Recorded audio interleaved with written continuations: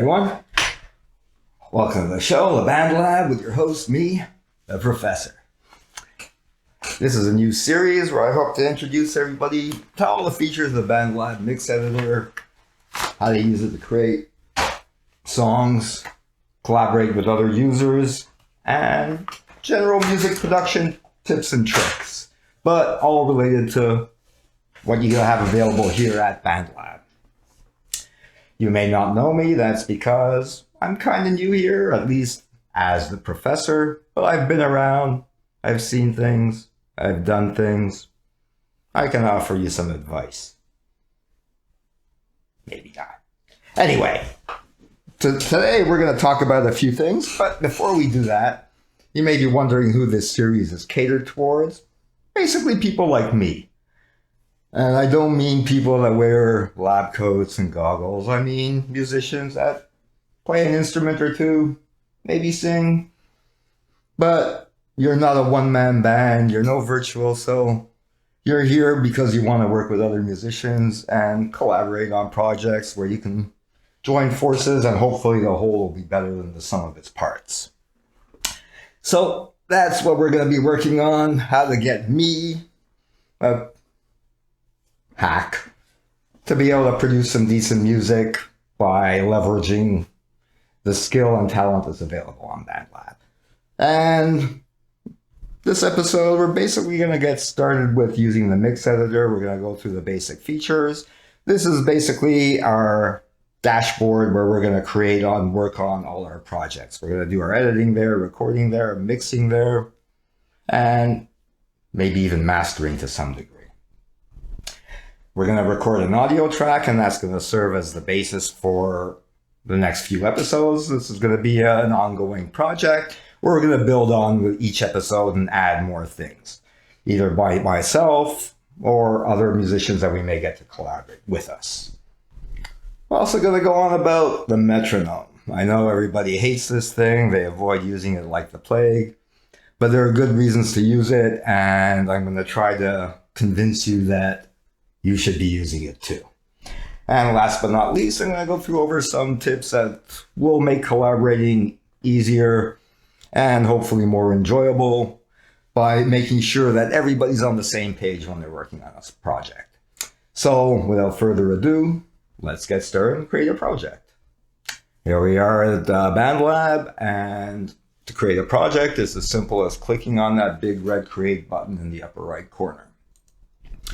Click on this and we are given a few options to create a new track. We have to create a new track to create a new project because we have to somehow get some audio or MIDI into our project. We have the option to do either, but this episode and probably for a few episodes, we're going to work strictly with audio. We'll leave MIDI for later on, but we will cover it. Audio, we have a few options. We can import an existing audio track. We're not going to do that today, but there are reasons where we may want to do this. We've created a instrument track or have samples available from another program or a sample library that we want to use in the Bandlab project. It's always an option, but we're going to be recording. We're not going to be using any existing files. And we basically have 3 track types available to us. All audio tracks are audio tracks. There's no difference to the behavior of them, but they do look different in the editor. And the 2 instrument tracks, guitar and bass, do give us the option of using a tuner. If you're going to play an instrument that can be tuned, make sure you tune it. And we're going to do that. Anyway, because I am going to be recording a guitar, I'm going to select guitar here. And it creates a new track for us and opens up our source section here at the bottom. You can see we have a guitar in the center and the meter. The meter is showing my microphone, which you can't see. Here it is, my microphone. And you see what happened there when I brought the microphone close to me? Everything went into the red. This is something we really, really want to avoid doing. This is called clipping. It's bad. And we'll talk more about that later too. You know, you're clipping when test. You see that happen. It peaks in the red and stays in the red. You want to avoid seeing that at all costs when you're recording because it sounds like crap. And you'll notice if you choose the guitar, here's our tuner, and we'll make use of that too as soon as we grab the guitar. I'll be right back.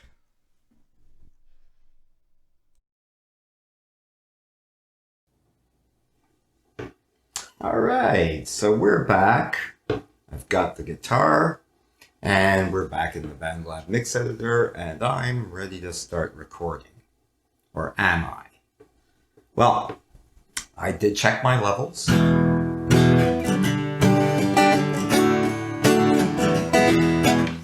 You see, nothing's going into the red. Really good. That was with my microphone. Now, as it happens, my guitar has a pickup on it as well. So my audio interface has two inputs, microphone input and an instrument input. So I could choose to record using either one of these options. If I go into here, my input, I have a choice of channel 1 or channel 2. Channel 1 is my microphone. Channel 2 is the instrument input on my interface. And you can see if I choose channel 2, I get a nice clean signal, nothing going into the red. I can choose channel 1, this is a microphone. Same thing, it's not going into the red. Or I have the option of recording both simultaneously, which might be nice because then I can blend the sound of the pickup with the sound of the microphone. It might sound a little bit nicer than it would with just one or the other. But there is another option. I can go up here into the settings menu and I can choose enable multi-track recording. When I do that, you'll notice a little red light comes on the track there. That tells me the track's armed for recording. Normally, when this setting is not enabled, whichever track is highlighted is the one that will be recorded on. Right now, there's only one track, and you see if I hit the record button, oops, I have the metronome on. We're going to talk about the metronome. I'll leave it on for now. And I actually have the pre-count enabled on here, so it'll count a few times before it starts recording, and now it's recording. And normally, whatever track you have highlighted is the one that will record on. So if you have more than one track there, make sure you have the right one highlighted. But if I want to record from the microphone and from the pickup and make sure that each goes onto their own track, what I would do, we're just going to delete that, use the undo. Going to go in here, enable multi-track recording, and now I'm going to add a second guitar track. This second guitar track, you know, this has a red light there. It's armed for recording. And it's not obvious, but there's a red light here too, which I can turn on or off. So I can record up to 2 tracks simultaneously. Whichever 2 tracks have those red lights on are the tracks I'm going to record to. So what I want to make sure is that one of these tracks is going to channel 1 and the other one to channel 2. Now that I've done this, I can actually record the microphone and the pickup simultaneously, and each will go into its own track so I can process them independently of each other. You'll notice that Bandlab will give default names to the tracks, which is all right sometimes, but more often than not, you want to give it a more meaningful name. This is really important if you're going to be collaborating with other people, because you want them to know what's being done, and vice versa. You want to know what they're doing.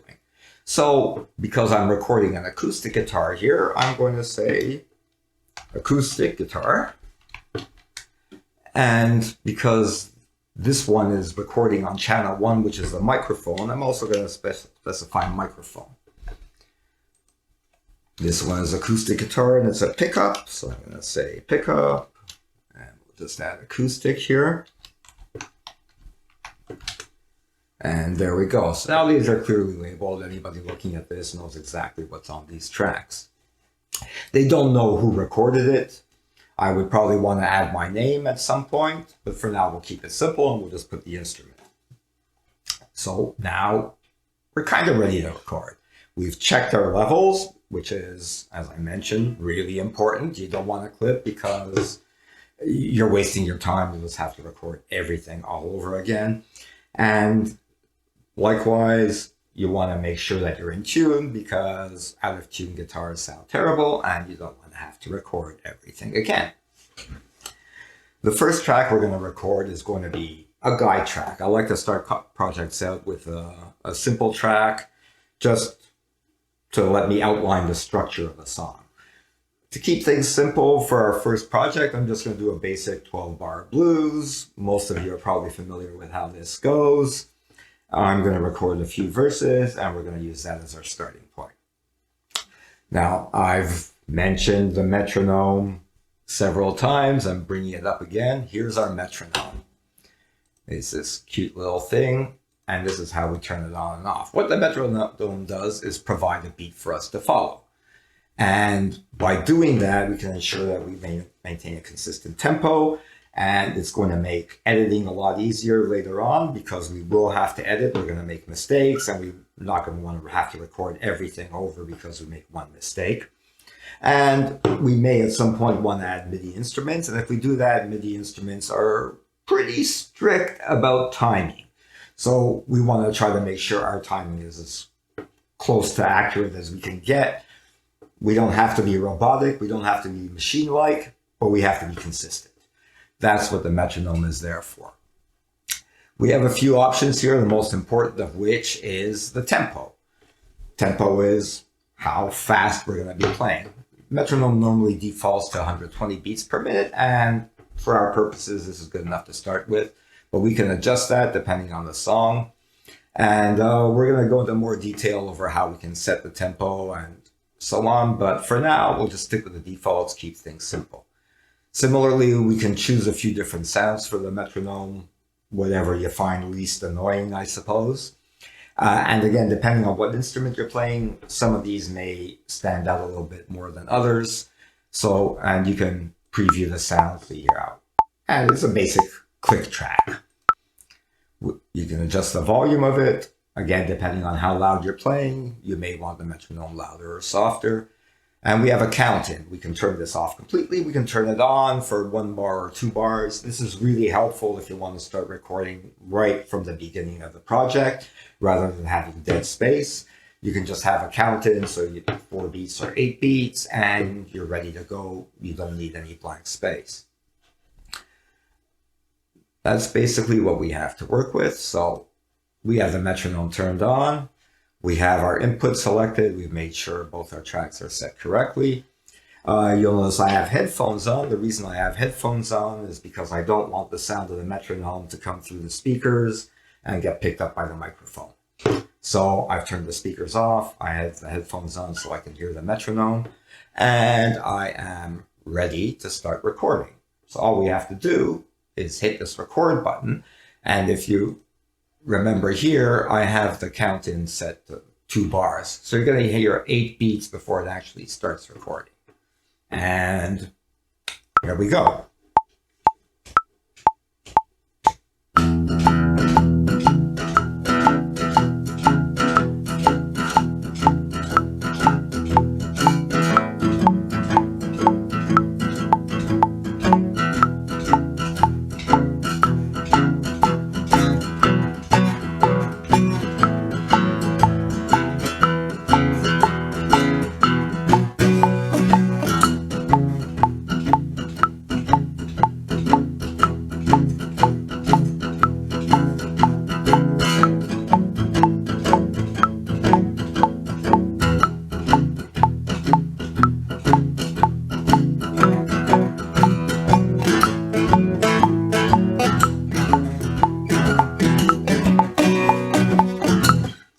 Stop it there. We've got a couple of verses, which is enough to get us going.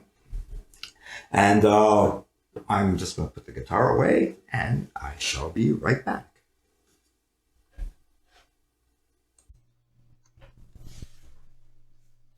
All right, so we're back. We put the guitar away, and now we're going to do exactly what we should have done before we put the guitar away. And let's listen to the track. You never know. We may have to record it again. So I'm keeping the metronome going just so I can make sure I'm actually playing in time with it. So far, so good.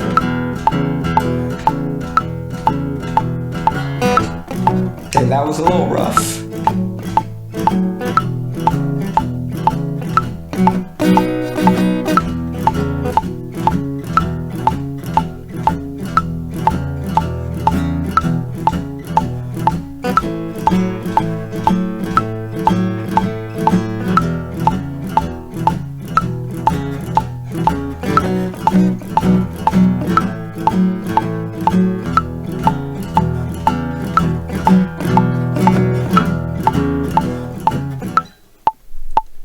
Okay, so that was pretty good.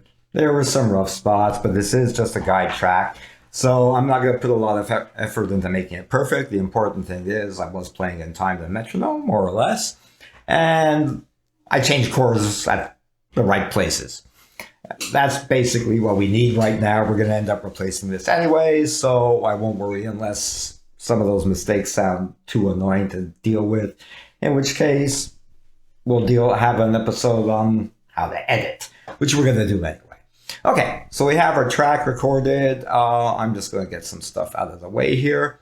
One thing I should mention, I didn't bring up monitoring before. That's because it wasn't needed in this case. I can hear my acoustic guitar without having to have them coming through my headphones. But if I did want to hear them, I could have turned monitoring on, but preferably if your audio interface has its own zero latency monitoring feature, use that instead anytime you can, because you don't get the latency introduced by going through the whole interface into the DAW. So it sounds a lot better. There are some cases where you don't really have an option. If you're using, say, a MIDI controller or keyboard like what I have back here, and using one of Bandlab's virtual instruments, you have no choice but to turn monitoring on, because that's the only way you're going to hear the instrument, because it's in Bandlab mix editor only. There's no audio anywhere to listen to. So we're not going to worry about that for now. We're done with the recording, or at least up until this point. But then you might be wondering, yeah, but Prof, you've only got 2 verses. That's not much of a song. And you're right. So what we're going to do is we're going to make that a little bit longer. And the way we're going to do that, before we do anything else, I'm just going to pop back into the metronome to demonstrate something. We went with a default tempo of 120 beats per minute because it was okay for our demonstration. But if you want something slower or faster and you're not exactly sure what the tempo is, a good way to guesstimate it is to use the tap feature. We can just use our mouse and tap along at the desired tempo, and it'll try to match up what you're tapping. So I'm just going to try a somewhat slower tempo than what we recorded at.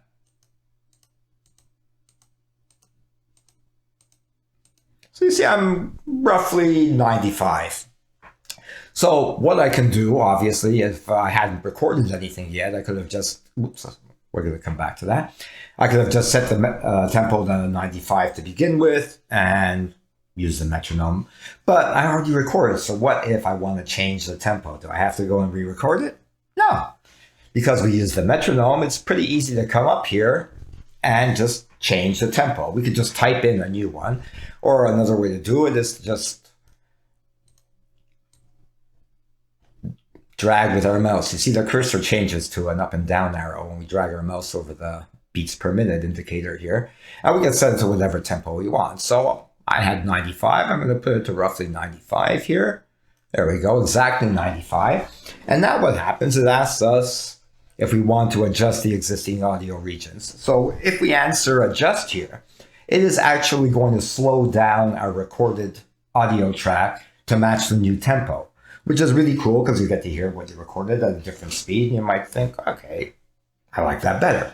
So it's a good way to experiment with different tempos without having to actually record it at different tempos. So that's what happens if we choose adjust. Now we also have the option of don't adjust.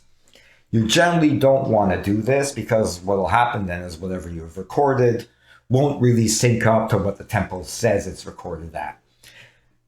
Time you would want to use that option is if you imported an audio track from an external source that you record, say, in another DAW. You know you recorded that at 95 beats per minute. You import it here, but the project says 120. In that case, you would change the tempo to 95 to match what's already recorded, but you wouldn't want to adjust the recorded audio because it's already at 95. You're probably not going to be doing that much, but if you do, it's something to bear in mind. Ultimately, we could just cancel. Maybe we made a mistake. We don't want to change it at all, but we do want to adjust it. So we're going to hit adjust. This takes a minute. It depends how many tracks you have and how long they are. That was pretty quick. Now, in theory, if I go back here and listen to this, it should be a lot slower, 95 beats per minute. And it is. I could have made it faster, tried different speeds, have fun with it. If you're not sure what sounds best, you can experiment. Something to keep in mind though, if you're going to be changing the tempo, you want to try to keep it within maybe 10 or 20% of the original tempo. Otherwise, you're going to start introducing artifacts into the audio. It's going to start to sound a little bit weird. If it's just a guide track like this and you're just experimenting, great, no problem. But if you already have some tracks recorded that you don't intend to re-record, you don't want to mess with the tempo too much. You want to try to get as close to the right tempo as possible before you start recording your final tracks. So in this case, this was just an experiment. I'm going to put it back to the 120 we had it at originally. While we were out, I did set the key signature to E major because this is a blues in E. By default, this is blank. If you know what it is, great, put it in. The more information you can provide to other people that are going to be working on the project, the better. If you don't know music theory, don't know what key the song is in, okay, fine, leave it blank. Maybe somebody else can figure it out. Or just work by ear. Doesn't really matter. But again, if you can, put it in. Time signature, we haven't really talked about. 90% of songs are in 4/4 time. So likewise, if you don't know what the time signature is, you're probably okay with that. If you do know, you can change it. This happens to be a blues shuffle, which technically could be notated as 12/8 time. Bandlab doesn't give that option, so I left it as 12/4. You can think of it as, 4/4. So you can think of it as 4/4, but with a triplet feel. All right, so there's always workarounds for these kind of things. But again, if you're not sure, leave it the default 4/4. It probably is. We're going to turn off the metronome. We don't need it anymore right now. So next thing we're going to look at is the snap to grid feature. That's what looks like this little magnet here. You can turn it on or off. It's also available in the view menu here. What we're going to do now, we're going to turn it on and we can select the grid size. I already have it set to bar. And the reason for that is we want to trim off some of this excess space here at the end of the second verse. And then we're going to copy what we already have. One of the reasons I only recorded 2 tracks is because it's a blues, 2 verses. It's a blues and every verse follows the same pattern as every other verse. There's no verse, chorus, bridge type structure. It's very straightforward. So we can just take one verse and copy it as many times as we want. And that's good for our guide track. It's going to sound a little bit boring, but again, it's temporary. It's just a reference. In this case, I recorded 2, so I have 2 to play with. I could take either the better of the 2 if I wanted to copy that, or I could just copy both, and at least there's a little bit of variety in there. It's not the same verse being repeated over and over and over again. So I'm going to stick with the 2, even though the first verse was a little bit sloppy. So what I've done now, I've turned on my snap to grid. I've set my grid size to 1 bar, and the reason I've done that, it's a 12-bar blues, and before we go any further, I'm just going to name my project. I don't have a name for it, a proper name, because I don't have any lyrics for it yet. Hopefully I'll be able to get somebody to join in and write some lyrics and maybe even sing it for me. But for now, I'm just going to call it, I don't know, something appropriate. 12-bar blues in E sounds good. Okay, so because it is a 12-bar blues in E, that means my 2 verses should be 24 bars long if I actually played along with the metronome and kept time properly. So I should be able to go in here, and if I highlight one of the tracks, you see these 2 icons show up. The bottom one is the one we're interested in, and this lets us resize the recorded, or at least the displayed recorded region. This is what's called a non-destructive edit. It really just hides what's there. It doesn't delete it. What we want to do is remove everything past bar 25. And you'll notice as I'm moving, it's actually snapping to bar numbers. If I zoom out, you'll see this more clearly. Sorry, wrong direction.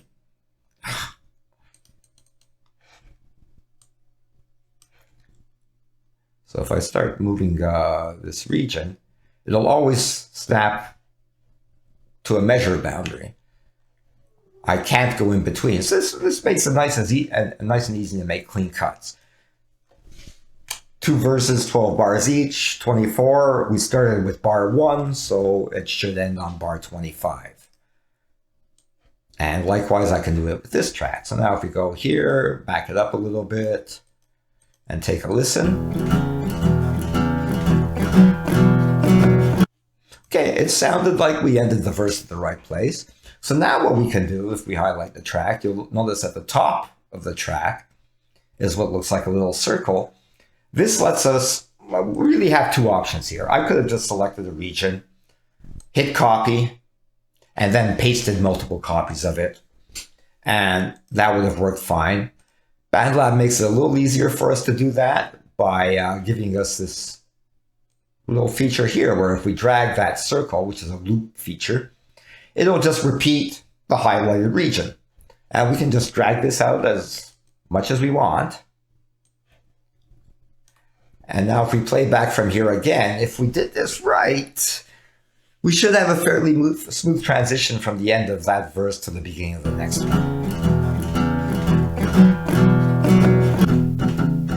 Okay, that was pretty good. I think we can work with that. So now we'll just zoom in, and these are the zoom buttons here if it isn't obvious already. And we can just go on and on and on as long as you want. So I don't know how many verses we want. It's a blues, so we're going to have an instrumental intro, 12 bars, maybe two sung verses. Guitar solo, some sort of instrumental solo, maybe another verse, and some sort of instrumental outro. 6 verses total, 72 bars. So we should end this roughly bar 73. We can always change this later on. This doesn't really give us a very nice ending. It's just going to stop dead. We'll worry about that once we start recording the other instruments. Okay, so now we've got 6 verses for ourselves. We've set the key signature. We've set the song title. We've got the right tempo. Overall, we're pretty set up to start adding to this. Before we do, we'll just go over a few more features of the mix editor here. We've already used the undo feature. There's also a redo feature. We have used the play controls, record controls. Something I haven't brought up is that our timeline here, our ruler, can actually display minutes and seconds instead of measures and beats. But more often than not, there's very little use in that. If we're working with music, we want to work with time units that deal with music, so beats and measures. But you always have the option. Again, we went over the snap to grid feature, metronome, always important. So just a few of the controls we're going to talk about here. Now, we've already renamed our track. We know we can name it anything we want. We have a couple of buttons here. The M is mute, and S stands for solo. What mute does should be pretty obvious. It mutes that track so you can't hear it in the mix. You still hear the remaining tracks. Alternately, if you press solo, that is the only track you hear. All the other tracks are muted, unless they also happen to have the solo button. So all you hear are tracks, if any track has solo press, the only tracks you hear are the ones that have the solo button pressed. Now, if we want, we can listen to our tracks in isolation, and we're going to do that in a sec. Well, let's do it right now. So if you remember, we recorded one guitar, but with 2 inputs, a microphone and a pickup. The microphone input is here, so we're going to solo this, and this is what came out of the microphone itself. Sounds like an acoustic guitar. You'll notice one of the things that the microphone picked up is the kind of percussive effect of my hand hitting the guitar as I was strumming, which is kind of cool. It adds a little bit. It's also picking up a lot of the ambience in the room. You might be able to notice from the microphone. It's a fairly live room. There's a bit of reverb. So that reverb gets recorded as well, the room sound. And of course the sound of the guitar body itself. None of this is available when I record with the pickup. The pickup on my guitar is a magnetic pickup, not a pipe cell, which means that it's actually recording only the sound of the strings themselves, not the body, not anything else. So if I switch right now and solo the pickup, you're going to hear that it sounds quite a bit different. None of that brightness that you get from the guitar body, and none of the percussive effect from my hand is there. None of the room sound, only the strings themselves. A little bit, in a way, it sounds almost like an unamplified electric guitar. I'm going to demonstrate that in a second. Now this is the two together. It still sounds like an acoustic guitar, but that pickup adds a little bit of depth to it that otherwise wouldn't be there. It doesn't sound quite as twangy, I guess. So you can blend these. You can change the level of each of these, add different effects to each of them. Or another thing we can do, and this is kind of interesting. Right now, we haven't talked about the pan controls, but we will. What the pan control does is it adjusts the stereo field, where in the stereo field a particular track is going to be heard. Right now, they've been both dead center, so they're on top of each other. You can't really distinguish one guitar recording from the other one. And you wouldn't really expect to because it's the same guitar. But there's enough difference in the sound of the two input sources that if we separate them, you do hear the difference. And that's what we're going to do with the pan controls. We're going to take one of these guitars and we're going to pan it hard left. Just as a note of interest, if you double click on a control, like the pan control, it'll revert to its default value, which is dead center in this case. We're going to take one, we're going to pan it hard left, the other one hard right. So right now, if you're listening with headphones, it'll be really noticeable. You're going to hear in the left ear, the microphone, the guitar recorded with the microphone. In the right ear, you're going to hear the guitar recorded with a pickup. You see, they sound distinctly different now. It almost sounds like two different guitars. So you can take advantage of this by doing this to actually give the effect of two guitars or a stereo guitar. We could just kind of bring this in and make it a little less obvious that, and instead of sounding like two guitars, it just sounds like one guitar, but a little bit bigger than otherwise would have sounded. So we can play with the pans and take advantage of these kind of things. Another thing we can do if we pop into this little menu option here, we can just right click on the track and get the same effect. But if we click here, we have a few other options available. Rename, we've already done that. Always good to give the track a good name. Not only for your reference, but for other people that you're working with. Freeze track doesn't have any impact for us right now, but what this can do is if you're using virtual instruments or a lot of effects, it will, we in the business call this printing. It'll print a track so that eventually, it essentially renders the track so that you get the audio that you would have gotten if you had bounced that track to a new one with all the effects intact. It's complicated. Don't worry about it. We're not dealing with that right now. You can highlight tracks. You can colorize them any way you see fit. If you have particular preferences for different instruments or however you want to do it, you have that option. This lets you select from various effects presets. We're not going to go into effects much today, but they are available. Disable multi-track recording. We haven't disabled it yet. We may as well. And again, that was the same option we had here. You can turn it on or off either place. We can rearrange the order of the tracks by moving them up or down. If you have a preference for having the tracks in a particular sequence, you may want your vocal track on top. You may want your drum track on top. You may want to group similar instruments together. You can organize things however it's convenient for you. Import from disk, we're not going to deal with right now. Export, we're not going to deal with right now. Duplicate, we're not going to deal with right now. There are times where you might want to take a track and copy it and work with the copy keep the original intact or do different things with each of the copies. For now, we're just going to work with what we have. Delete track. If you're not happy with a track, you don't need it anymore, you can delete it. We're not going to delete any of these. All right. We have the option here to loop. We haven't had any reason to loop anything yet, so we're not going to do that. But you can loop a section. You can highlight a section up here and simply play over it again and again and again.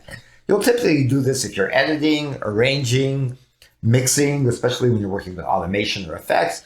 When you want to tweak something, you want to hear what your changes are doing. So you want to limit what you're listening to a specific area so that you hear what that change does to that particular region. Otherwise, it really gets hard to really know what you're doing. Again, we're not going to do this. And this is our slice tool. This lets us chop our clips up into pieces and work with the individual pieces. Again, we haven't had any reason to do that yet, but somewhere down the line we probably will. We'll work with it then. So that covers all the basic stuff we really need to get the project started. One of the other things we're going to look at here is down at the bottom. There's a little feature here called lyrics/notes. Sorry. So it's really useful here if you have lyrics to the song, put the lyrics in here. It's a convenient reference, not only for you, but for whoever else is working on the song. And the other useful information about the song that you can put here, especially, again, if you're collaborating with other people, they may not know exactly what you're doing. Anything you can provide to help them, put there. So, for instance, I gave this a title of 12-bar blues in E, and I think anybody that knows music theory would have no problem knowing what I'm playing here. Anybody that's jammed a lot probably knows what I'm playing here. Some people may not.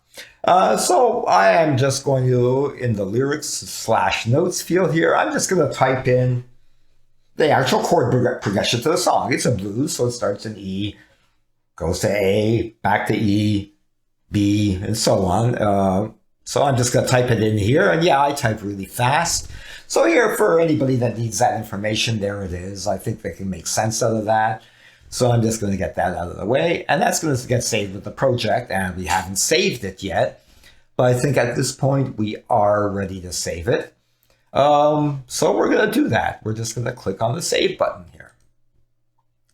And once we do that, you'll see a little message pop up saying revision saved.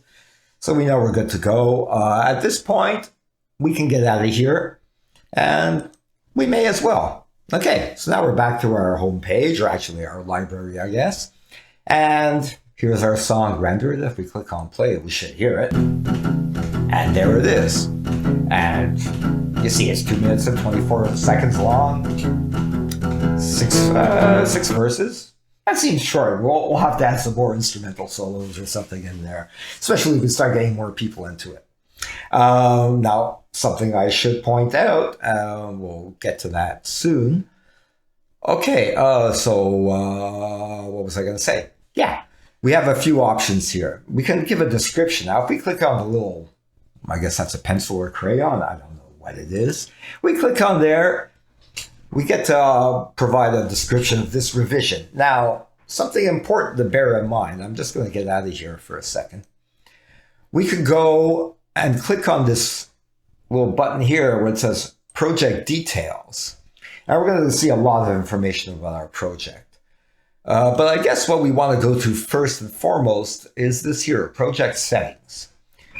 This gives information about the project as a whole. So what we can do here is give the project a name. We already gave it a name, but if we ever decide to change it, we can change it from here as well, or not just inside the mix editor. Project URL, Bandlab gives it a default URL, one that's guaranteed to be unique. Not necessarily very pretty. You do have the option of changing that if you do decide to change it. If you choose a name that isn't unique, you'll be warned. But if you do decide to change it, the best time to change it is before you publish the project, because otherwise people will lose the link to it if you change the URL at some point down the road. We're not publishing this yet. And actually, I'm not too concerned about this because this is just a demonstration. We'll leave it at the default. The other option here is whether we want something to be forkable or not. We haven't talked about forking, but I guess now's as good a time as any. So if you've been on Bandlab any amount of time, you'll see that some projects are forkable, some are not. You may have forked some yourself, in which case there's not really much to explain. All this means is by doing this, when I publish the project, anybody that finds it either on my own feed or in wherever I may have published it, can make a copy for themselves and work with that copy. And I am going to make this forkable because anybody watching this video can just go to my profile page and grab a copy of this after I publish it. And if you want to play with it, feel free to play with it. Description, I haven't put a description yet, so I'm just going to put a quick one. I'll just say introductory. Am I spelling that right? No. Project. I'll do this later offline when I'm able to see what I'm doing. Okay, that's good enough. We're going to update that. Oh, and one other thing, I could have changed the picture. By default, Bandlab will use your profile picture. Put anything that you want here, something that you think is suitable for the song. If you don't, then Bandlab will do it for you. I think my mug looks pretty good here. I don't see any reason to change it, so I'm going to keep it. So now we're just going to go back to our revision. This is what we just saved. Bandlab will save every copy of a project that you make, and you can always go back into your project details here, and all those copies will be visible, and you can go back to any one later on and work with that one. You never lose any of your work. This is a great feature of Bandlab. So if you make a change, save it, and you don't like it, you listen to it afterwards and go, oh man, I wish I had the original back or the previous version. You do. You can always go back to it. And once we have more copies of this, you'll see that in action. And each revision has its own description. So the best way to use this description field is to let other people know what you changed in this revision from the previous one that you had worked with. So in this particular case, I'm just going to say added acoustic guitar guide track, because that's what I did. Okay, we got to choose a genre.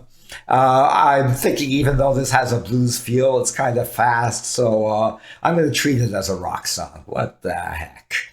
Explicit content, I don't think this needs any explanation. You can enable it or disable it. If you enable it, people will see a warning that there's explicit content. Advanced settings, we're not going to touch the advanced settings for now, but I will show it to you. Basically, that allows you to set your location and to choose mastering options. We're far from mastering this at this point, so we're not going to worry about that. We're just going to leave it off. And that's basically all we need right now. So we've got our revision saved. We've got our basic guitar track. There's no comments because we haven't published it yet. Where it says lyrics, actually anything that you put in that lyrics/notes field will show up here as well. So again, that's useful information for anybody working on a project. They don't have to go into the mix editor to see this. They can see it directly from the revision. So this is, again, a great feature. Okay, so at this point, I think we can wrap things up. I am ready to publish. Now here too, when you publish a revision, the description that comes up is going to be the description that you put into your most recent revision. I don't really want that, and that's not what I want the world to see. So I am just going to say, what am I going to say? I am going to say first installment of the Professor's Tutorial series. Does that look good? I don't know. Okay, my spell checker isn't complaining, so I think that's good. Just for now, I am going to make it unlisted, but I will turn that off as soon as this video terminates. So right now, I think we're done. I'm just going to hit the publish button. It's out there. I am going to head back to the main room. Oh, hey, what happened? Oh no. Whoa.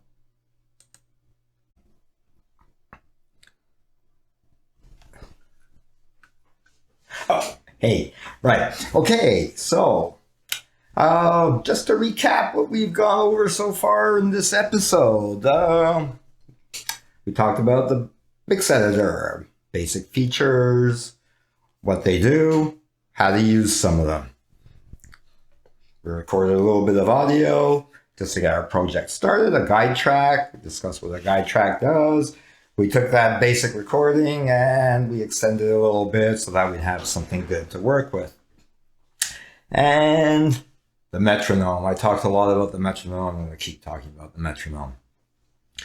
The reason for that is, as you saw, I was able to record a very short section of audio. And because I played with the metronome, it was very easy to duplicate that, work with it. I could have chopped it up and easily edited, rearranged things, played a few chords for longer, some chords for a shorter time. I could have completely changed the song if I wanted to, as long as I stuck with those same 3 chords. Simply because I played along with a metronome. That's going to have even more impact when we start using MIDI loops, time-based effects like delay, flangers, and so on, where we can synchronize the effect to the tempo. And if we were actually playing to the tempo, it's going to sound really cool. All right, so bear that in mind. If you're not familiar with playing to a metronome, practice. Just fire it up, try playing along with it, record something of your own, play scales, play a simple chord progression, just strum a chord or two, just get used to the feel of the metronome. I know it's kind of tedious and it can be really demotivating to hear that constant click. So what we're going to do the next episode, we're going to look for alternatives. So if you don't find working with a metronome all that appealing, we're going to try to find some other ways to put together a beat that we can play along to. And in fact, maybe even create something that will motivate us if we can come up with a good enough, interesting beat that kind of works with what we intend to record. And that's going to involve, we're going to kind of touch on using the drum machine that Bandlab provides in the mix editor. And we're also going to look at some audio loops in the samples library that Bandlab provides. So we're going to focus on that, and maybe we're going to add more instrument recordings, maybe a bass line or something. And who knows, maybe we'll touch a little bit on MIDI as well. We haven't really covered that. We've only worked with audio. So we'll try to cover a little bit more than that in the next one. Maybe we'll do another audio recording. Who knows? But that's going to basically cover the next episode, I think. But depending on the feedback I get from this video, things may change. And last but not least, collaborating. We talked about how when we're working on the project, we should bear in mind that if we want to be working with other people in the future and not just a solo project, we should try to make things as useful for other people as possible. Provide them with information about the song structure. How many verses are there? How long is each verse? How many bars? If you have lyrics, provide the lyrics. If you have a chord progression, provide the chord progression. Give them as much information as you can to get them going, because unlike you, they weren't there right from square one. They don't know everything that's been going on. Likewise, when you save a project, in the description field of the project, make sure you provide some useful information to let them know what changed between revisions so that they don't have to go hunting for it. This makes things easier, not only for them, but for you as well. It makes it easier if you need to go back to a previous revision to find the right one because you can't remember what you changed where. Well, there you go. So I think that covers everything for this episode. I hope you enjoyed it. I hope you come back for the next episode and any additional that follow. Don't forget, my URL here is where I'm publishing all of the projects that you see in these tutorials. So goodbye. See you soon.